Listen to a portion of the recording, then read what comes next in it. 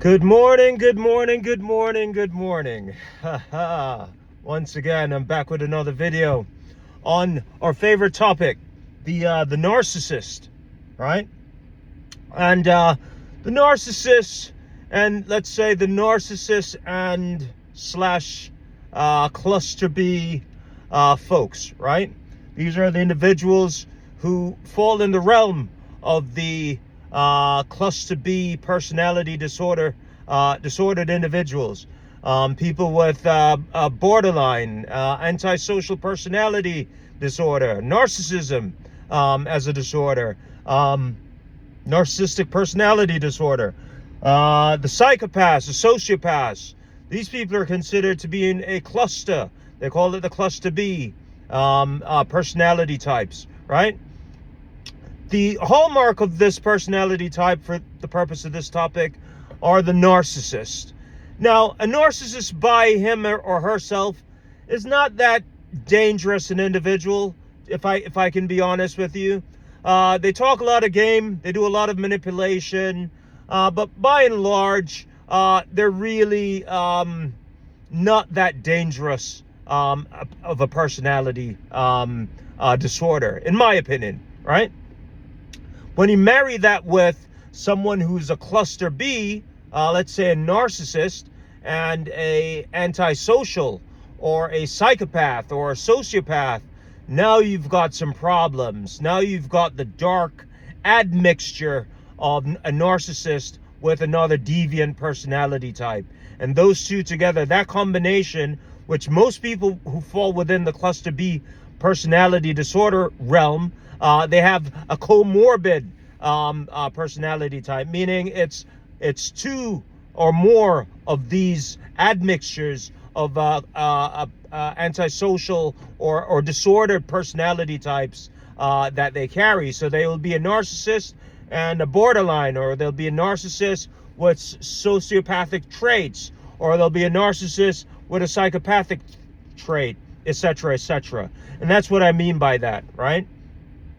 So the topic of this video is, why do you seem to attract these individuals?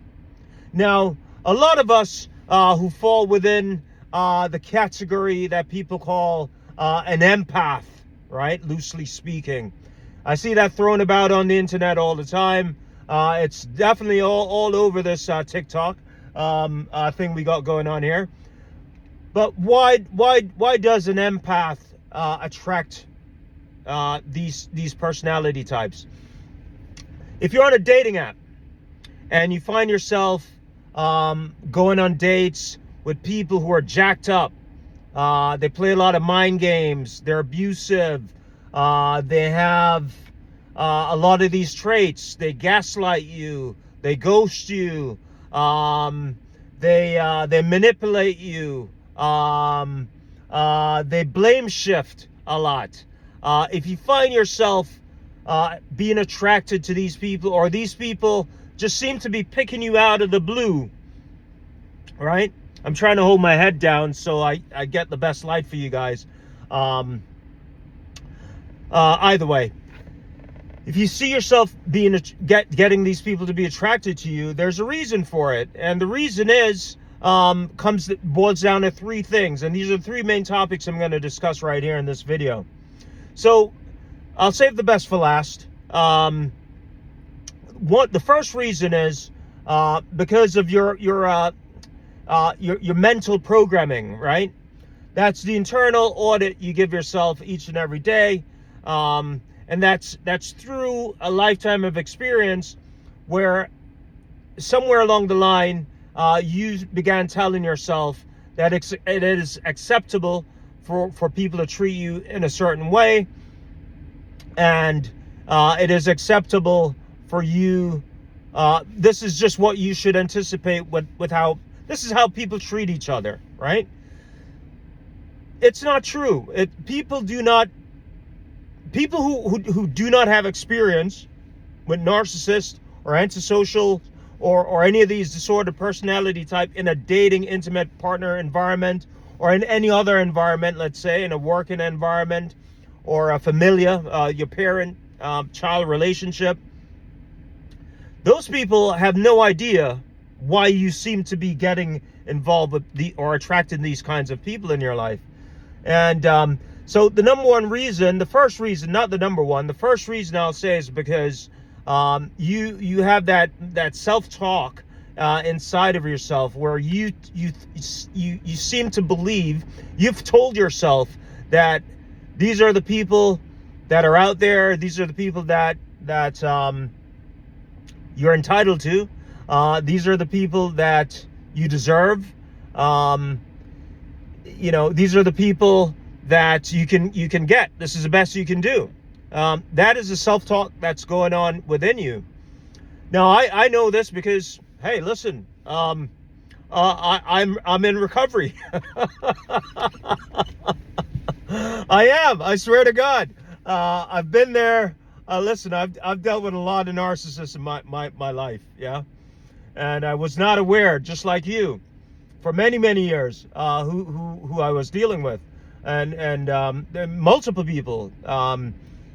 So just hear me out. Start with that self-talk, right? Every time you hear yourself having this conversation with yourself, you've got to nip it in the butt. And a quick way of doing that is just say, I won't accept it not one more day. I will not accept anything less than I deserve.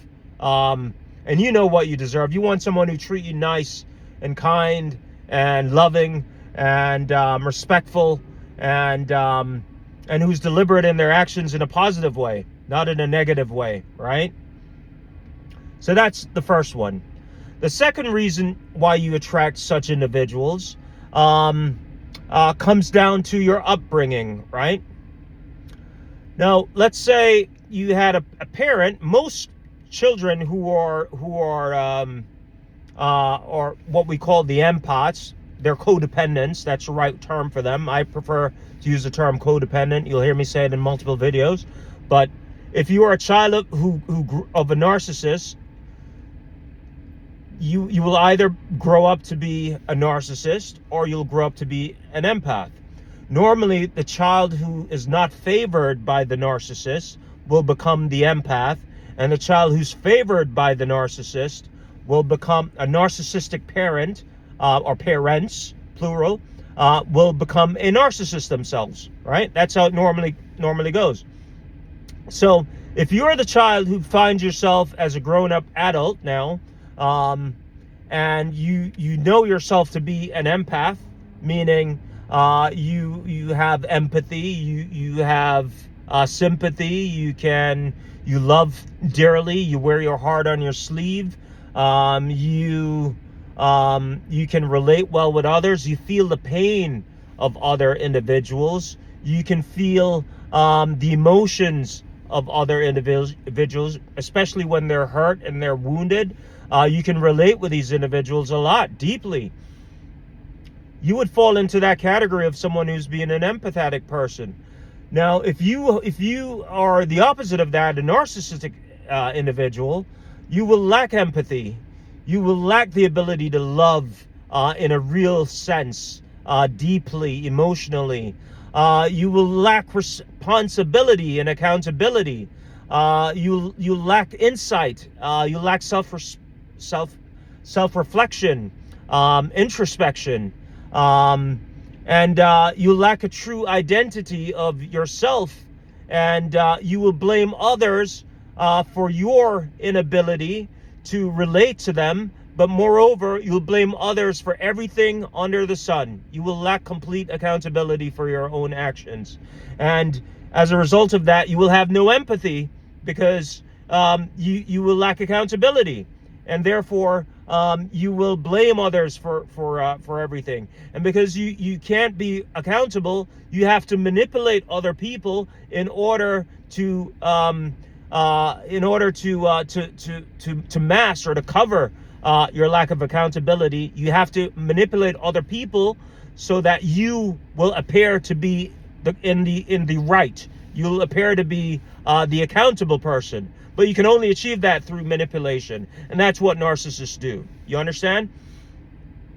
Having said that, the reason the second reason why you seem to attract these kind of individuals is because of that. When you were growing up, you were made to feel that you can only achieve love or be given love or shown love by your caregivers, the people responsible for you, by doing what they say to do, by accepting their abuse, by a conditional love. These are the only ways you saw love, and therefore you were never truly loved, right? You understand? You were never truly loved. And so your mission in life has become finding love. You want to be loved. You want someone to love you. You're desperate for love. Let's talk about it. All right. Now, because of that, once you become an adult, your parent didn't hug you, your parent didn't love you, they did not support you. It was conditional. They showed you fake love. If you did exactly what they wanted, if you had the grades they wanted, this level of abuse can go really deeply, folks. Some families, I've heard of other people where they were only showed love if they cleaned the house, if they did all the chores in the house, while the other siblings, the favorite siblings, did nothing. They were shown love if they if the parent, one of the parents or the parent was ill, and they were the ones who had to change the sheets and do the caregiving, and the other one, this is when you're young, this is when they were young kids. This is a trauma they went through. We're not talking as adults here taking care of a grown person who's sick. And then there's the mental abuse side of it, where we can't even get into that, because if someone is deeply troubled, if a parent is deeply troubled and they have a child, and the child is seeking love from someone who is unable to give it because of a mental inability to do so, because they're mentally ill, then that child will never envision love, right? They'll never see love, right? And so there's that lack of relationship, that lack of love that we all need to grow up as healthy, functioning, loving individuals. And it's something that you will seek to find as you mature into adulthood, right? And so as a result of that, you will attract people, right, similar to your parent, because that's all you know. This is all you know as love. And so when someone abuses you, you think it's your job to fix them. You think it's your job to fix yourself. You think you're at fault. You have to be the solution provider, right? You accept the blame shift. If they stay out last night and cheated on you, and let's say he went out and he dogged you, right? He came back at 6 a.m. smelling like cheap perfume and has glitter in his let's say he's covered in glitter, right? And he smells like a mixture of Kool-Aid and some sort of Italian cheap perfume, not something of musk and leather that a man would wear. Then he's outside creeping on you, right? So you tend to think that somehow it's your fault because he made you think that it's your fault, right? He made you believe that it's your fault, though you tell him, listen, what do you need for me to do? Now you start asking the question, what can I do to fix it? How can I this is all codependency, right? You're being abused. This is all codependency. And we could go on into many examples of this, but I think most of you, if you're watching this video, you know what I'm talking about, right?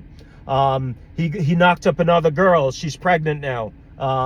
So he's got 3 or 4 girls that he's seeing, right? They're calling the house. The phone is ringing. This is telltale sign of someone who's abusing you and who's narcissistic, right? They lack empathy. If they have no empathy, they can't care about how you feel. They're unable to relate to your heart being broken and bruised, and you're holding on by a life string, right? They can't relate to it. They lack empathy. They're narcissists, right? So that's why you're attracted to these people, is because you're seeking that love that you should have gotten at an early age, and you never received it, right? So that's number 2. Number 3, and it's the main reason why you attract these people, and it's the most important element here if you want to get out of this spiral of repeated abusive relationships, and to cut the narcissists out of your life forever and stop attracting them, and to get rid of the ones that you're currently involved with. And when I say get rid of the ones you're currently involved with, I mean that in a business relationship, if you have a business partner who's a narcissist, you'll never achieve anything, so you might as well stop today, right? The worst day in your life, if you have a business partner who's a narcissist, right, is tomorrow, right? It's doing it one more day, right? If you have a business partner. If you have an intimate partner, guess what? The worst day of your life is to do it one more day, right? It's to do the same thing you're doing today, to go back and do it tomorrow. And so same thing if it's any other relationship with any of these people, it's the same thing, right?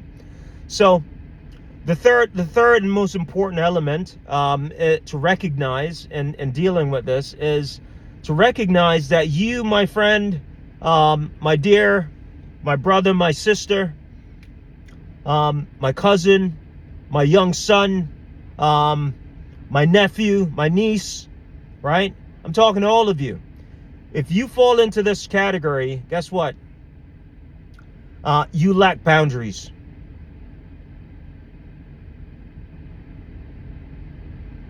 Let it sink in. You lack some real hardcore boundaries, right? Here's an example. The first time he cheated on you, there shouldn't have been a second time, right?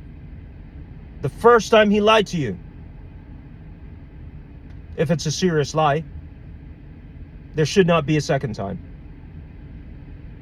right? So let's say you gave him a chance, because I only expect that from an empath, right? Without boundaries. Let's say you gave him a second time, a third time. How many times is enough for you to put down a boundary and say, not one more day more, right? You see what I'm saying? So you can only be abused if you allow it, right? What is another boundary? Another boundary is you're still allowing this person inside your life. You're allowing this person to enter into your sphere of influence, right? They can only influence you if you allow them into that circle, the circle of influence that you have for yourself, right? And so therefore, you need to set firm boundaries, such as not being in contact with this person at all. Cut them off, right?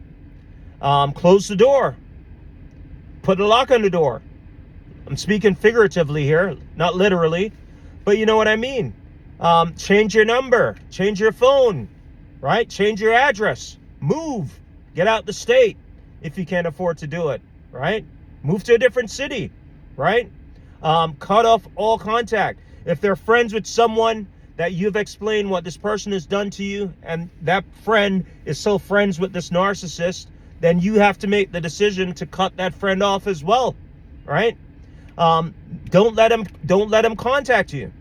If you have a child with one of these individuals, let's understand, guys, these people are psychopathic and narcissistic.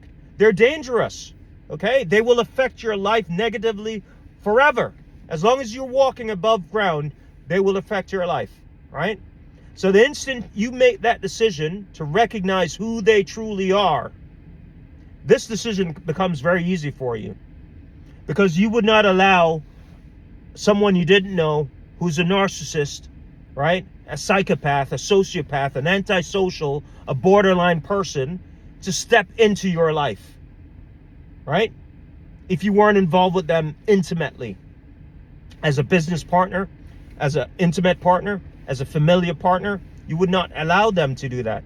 If you just met them randomly on the street and they had a sign on their chest saying, hey, I'm a psychopath, you wouldn't allow them 10 feet inside your house, right? So if you have a child with this person, who cares what they do with the child when the child is in their custody, as long as the child is not coming back harmed or is injured or something. You have your custody, they have their custody, right? Custodies are just like having boundaries, right? Now, I know what you're going to say. Narcissists do not recognize boundaries in a custody agreement, and that's for a different video, right? What I'm saying is, you can have your parental rights control when you have custody. You don't have to interact with this person, right? You don't have to go to dinner with this person. Oh, they want you to come over to the house because of the kids. Oh, they want to drop something off at 11 o'clock at night because of the kids. They forgot to put the lunchbox in the backpack because they want to drop it off in the first thing in the morning because of the kids. No, listen, everything you do once you have a child with a narcissist, you have to do it independently. You have to have a backup lunch kit. You got to have a backup backpack. You got to have a backup for everything, right? This is because you have to anticipate they're going to do something to disrupt your custody or your custody right? And that's it. You need to establish firm boundaries with these individuals if you want to stop attracting such individuals. So let's talk about dating for a quick second. With regards to dating, it's the same thing. If you're attracting people off dating apps or in public or however you're meeting people, because we all want to meet someone, we all want someone in our lives to love, and everybody wants that, right? So I'm not saying not to date anyone. I think dating someone is very healthy once you become healthy. You need that in your life, right? So how do you set boundaries for these people when you're dating them? You have to screen them. So let's start with the first way to screen a narcissist or sociopath or any of these people is to say no, right? Let's say they want to go on a date. Let's put it this way. Let's say they say they want to do something on a Saturday, right? And just, this is after you've met them a couple of times. You went on the first date a couple of times, second date, whatever. Now you're in a relationship with them, or let's say you're starting to get into that early stages. This is when you really want to test to see if they're a NPD person, narcissistic personality disordered person. Say no to them. Find a way. He wants to come over to the house so he could spend the night. Say no to him. Not tonight. I don't feel too good. Something came up. Right? Let's say, or other scenarios like that. Right? Find reasons not to do something. You don't have to do it over and over again. You could do this one time with a narcissist and you can tell if they're a narcissist, right? Because a narcissist cannot accept rejection. The word no is the worst word in the language for them. They will punish you for the word no, right? So the moment you say no to a narcissist in a relationship, early stages, right? Watch and see what they do, right? If you say no, I can't make the date today, right? Watch and see what he does, right? If he doesn't but when you say you can't make it, offer to reschedule. Offer to reschedule that date, right? Give him an alternative day, right? So you're not saying no, you're just saying not today, right? And see what he does, right? I'm not saying to say no and don't give him an alternative. Say no and give him a backup day, right? And see what he does. I guarantee you, he will ghost you. He'll get upset. You'll see the anger. But mainly what he will do is he'll try to ghost you, or he'll try to he'll go into no contact with you, or he'll try to punish you in some way, right? And once you see that, you will know you're dealing with a narcissist, right? The other thing that he'll do is try to gaslight you, but they normally gaslight when it's their fault, right? So don't look for the gaslighting. They normally do that when when they know they're in the wrong, right? But that's it. You say no to a narcissist, and you test them, right? And then set up some borders for yourself. What is acceptable for you? What is not acceptable for you, right?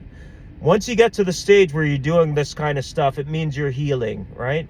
And you'll stop attracting such people in your life. They won't even want to be with you because you say no a couple of times and a narcissist runs for the hill. They cannot handle being rejected. They will eliminate themselves from your life.